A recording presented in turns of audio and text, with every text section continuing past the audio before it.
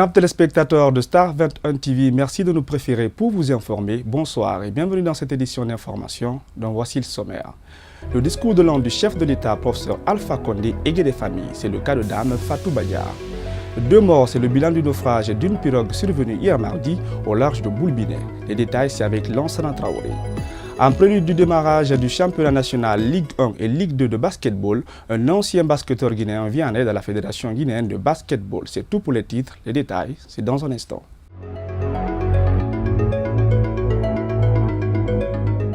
Une nouvelle fois, bonsoir et bienvenue. L'année s'annonce belle chez certains. C'est le cas des familles dont les parents ont bénéficié de la grâce présidentielle. Dame Fatou Badiar et quelques-uns de ses co-accusés ont été graciés par le président de la République en cette fin d'année. Après 8 ans passés en prison, c'est la joie de retrouver ses proches. Un rêve devenir réalité. Thierry Fadilou Diallo pour plus de précisions. Oui, je suis libre aujourd'hui. Je suis de retour chez moi. C'est en ces termes que Dame Fatou Badiar a exprimé sa joie suite à sa libération. Cette annonce a été faite lors de l'adresse à la nation du chef de l'État. Après 8 années passées sous les verrous, la surprise a été totale pour Fatou Badiar, qui voit son plus grand rêve se réaliser enfin. J'ai retrouvé mes parents. J'ai retrouvé toute ma maison délabrée. Mais je suis d'accord, je suis très fière de ça, comme j'ai retrouvé ma liberté. Ma famille me manquait beaucoup, mes enfants. Tout me manquait, mais mes enfants me manquaient de plus. Ça a été une surprise pour moi. Et je ne sais pas les gens qui ont contribué, je les remercie. Mais je pense que les droits de l'homme ont beaucoup contribué. La société civile aussi, je pense qu'ils ont beaucoup contribué. Et toute la population guinéenne, surtout vous, la presse aussi, vous avez beaucoup contribué. Nos premiers sentiments sont des sentiments de satisfaction, des sentiments de réconfort, des sentiments de reconnaissance à l'égard du chef de l'État qui, à travers cet acte discrétionnaire, le degré de grâce, a bien voulu ordonner la libération de Mme Fatou Badiar. Et donc, nous le remercions très vivement et nous pensons que cet acte va contribuer à renforcer l'unité nationale, à renforcer la cohésion nationale et ça permet vraiment à tous ceux qui sont désespérés dans les prisons guinéennes de pouvoir espérer qu'un jour eux aussi pourraient être en liberté à la suite d'un jugement qui n'est plus susceptible de voie de recours et que la seule voie qui est la grâce peut intervenir à tout moment. Après cette bonne nouvelle, la première des choses que Fatou Badiar compte faire, c'est de se soigner avant de passer à autre chose. Je compte me soigner. Quiconque veut m'aider, c'est pour me soigner d'abord. Avant tout, la santé. Et je remercie le bon Dieu. Je remercie le président de la République d'avoir pensé à moi, d'avoir pensé à me gracier à ce moment crucial pour moi. Parce que je ne m'attendais pas. Mais je demande à tous les Guinéens, tous les gens qui m'ont envoyé en prison, je les pardonne. Je demande à tout le monde de pardonner et de remercier le président de la République de ce geste inoubliable pour moi dans ma vie. Ça sera dans mon histoire. Au terme de près de 3 mois d'exercice, des travaux de la session budgétaire ont été bouclés en début de semaine à l'hémicycle. Une clôture au cours de laquelle une rétrospective des activités réalisées courant 2018 ainsi que le bilan du quinquennat de la 8e législature ont été présentés. Oumar Sow, compte rendu. Dès son entrée à l'hémicycle, le président de l'Assemblée nationale s'est prêté à un exercice moins habituel. L'honorable Claude Korikondiano, après avoir salué les membres du gouvernement et les représentants du corps diplomatique présents dans la salle, a fait des poignées de main à ses collègues députés. Un acte que bon nombre qualifient d'adieu, en ce sens que l'actuelle législature guinéenne est à sa dernière plénière constitutionnellement parlant. Une opportunité saisie par le ministre conseiller chargé des relations avec les institutions pour livrer son message. Il est à signaler qu'en plus de l'adoption de la loi de finances 2019, votre Assemblée a également examiné et adopté plusieurs lois d'autorisation de ratification d'accords de coopération portant sur divers secteurs, entre autres les importants projets d'électrification de Kaleta et Chouapiti, les infrastructures routières et urbaines, les mines, etc. Devant les élus du peuple, le président de l'Assemblée nationale est revenu sur les débouchés que pourront avoir la Guinée avec l'adoption du budget actuel. Il ressort à l'analyse du budget pour l'exercice à venir que le budget de 2019 est très différent de ceux des exercices passés soumis à notre examen depuis 2014. Il est différent parce qu'il donne la priorité aux dépenses sociales génératrices de revenus, aux dépenses de sécurité, ainsi qu'aux dépenses d'investissement, parce que la réduction du train de vie de l'État a permis de procéder à une réallocation plus rationnelle des ressources rares du pays. Enfin, parce que si tous les compatriotes acceptent de mettre le pays au-dessus de leurs intérêts égoïstes, on peut, avec ce budget, espérer une relance solide de notre économie dans les mois à venir. Par ailleurs, l'honorable Claude Kory-Kondiano a également dressé le bilan des travaux exercés pendant ces 5 années de mandature. Au cours de cette session budgétaire, nous avons reçu du gouvernement 20 textes que nous avons examinés et adoptés. Viennent s'ajouter les 220 textes adoptés au cours des sessions antérieures, soit au total 240 textes adoptés durant le quinquennat. Dans cet ensemble, 50 textes concernent les accords de financement. Une clôture de la session budgétaire qui a connu la présence de 84 députés sur les 113 inscrits. Parmi les absents, on note le chef de file de l'opposition guinéenne, le président de la Cour constitutionnelle, ainsi que celui de la Commission électorale nationale indépendante.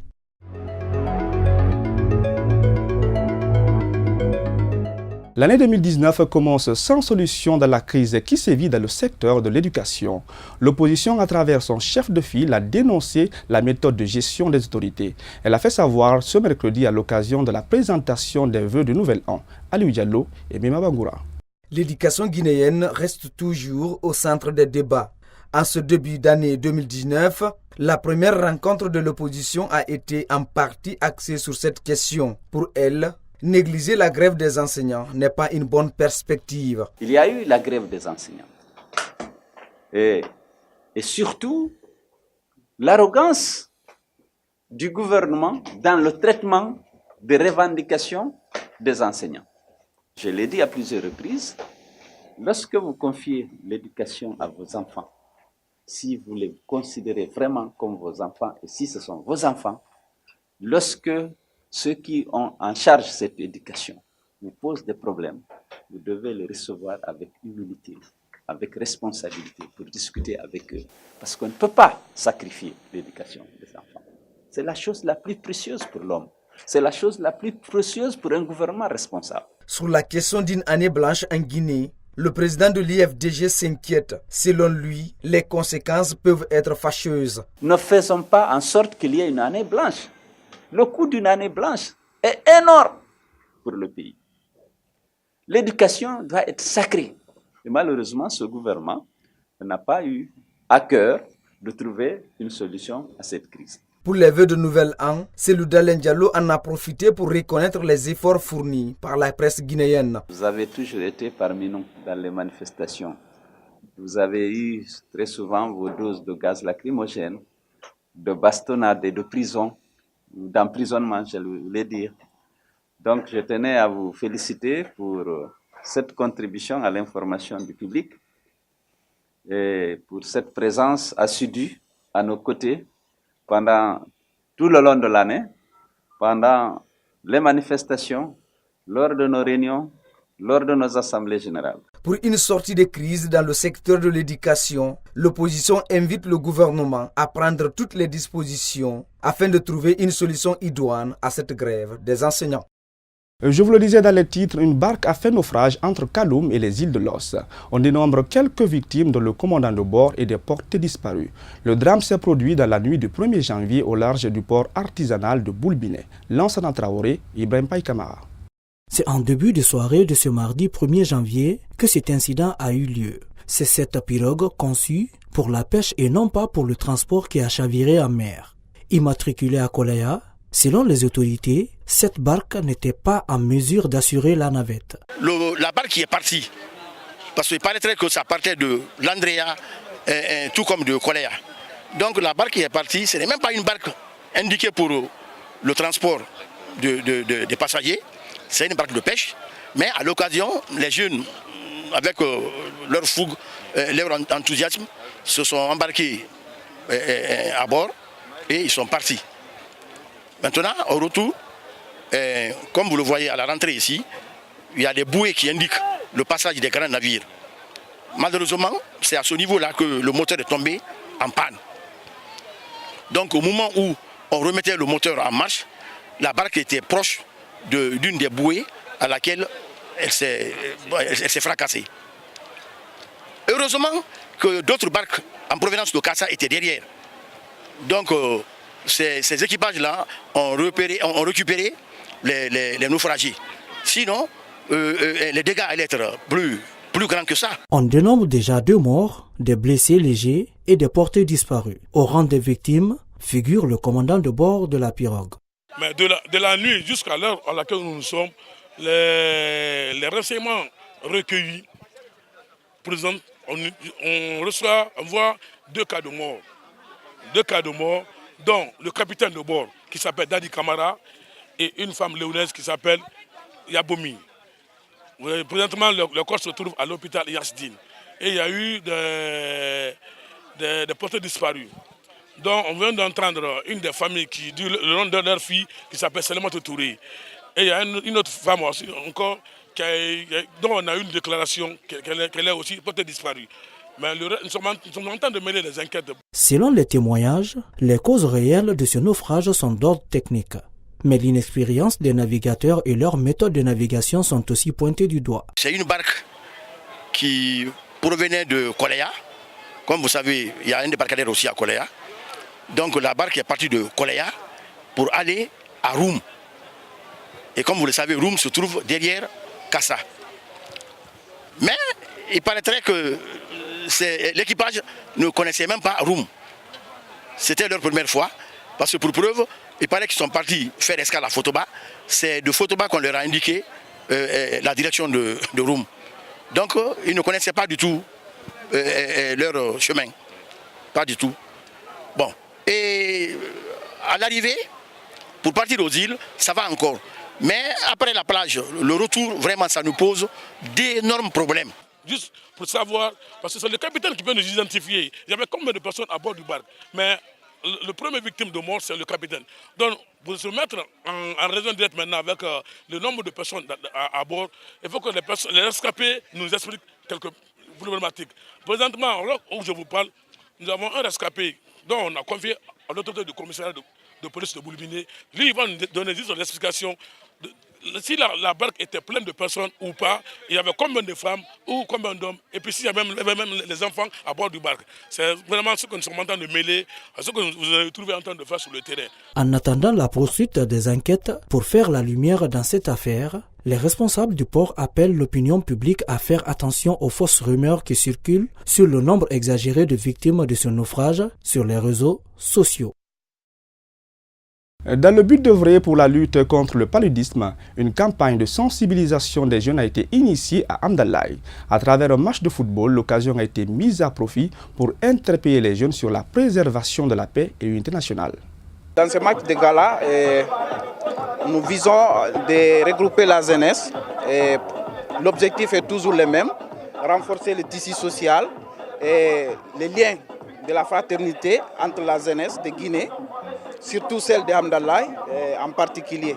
Et conscients de la portée de cette initiative, les jeunes de Amdalaï ont convié le nouveau maire à cette séance de sensibilisation. Souleymane Tarandialo en a profité pour mettre l'accent sur la place qu'occupent les jeunes au sein de la société. Suivez. Je sais que rien ne se peut sans cette jeunesse-là. Et c'est ce qui fait que partout on m'appelle, autant que faire se peut, je m'y rends. Parce que cette jeunesse est tellement importante pour nous, surtout dans cette nouvelle phase. Dans cette phase de crise, donc nous les accompagnons, nous parlons avec eux, nous les sensibilisons autant que faire se peut pour que nous trouvions le chemin pour résoudre nos problèmes, nos multi-problèmes.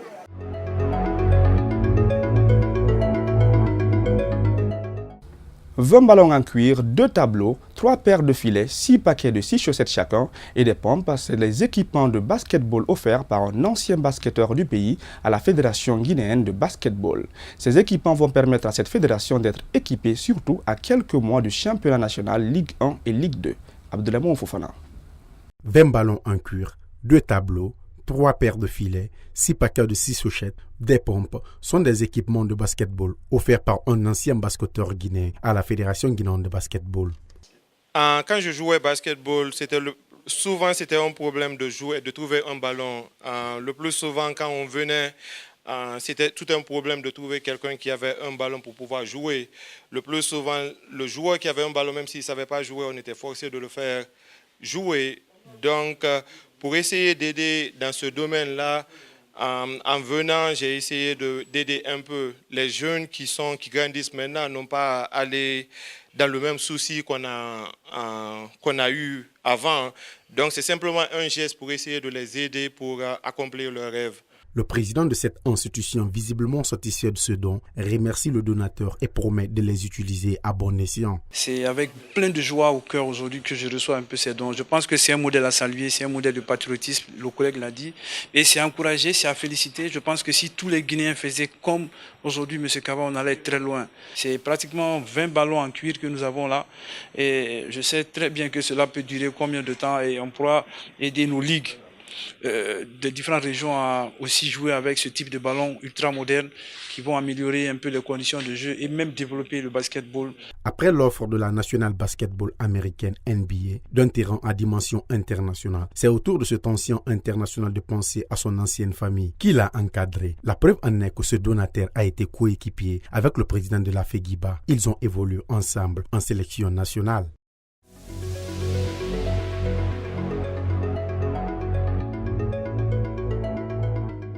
Sur le continent en RDC, pour éviter un soulèvement populaire, l'accès à l'Internet a été coupé par les autorités depuis le 31 décembre.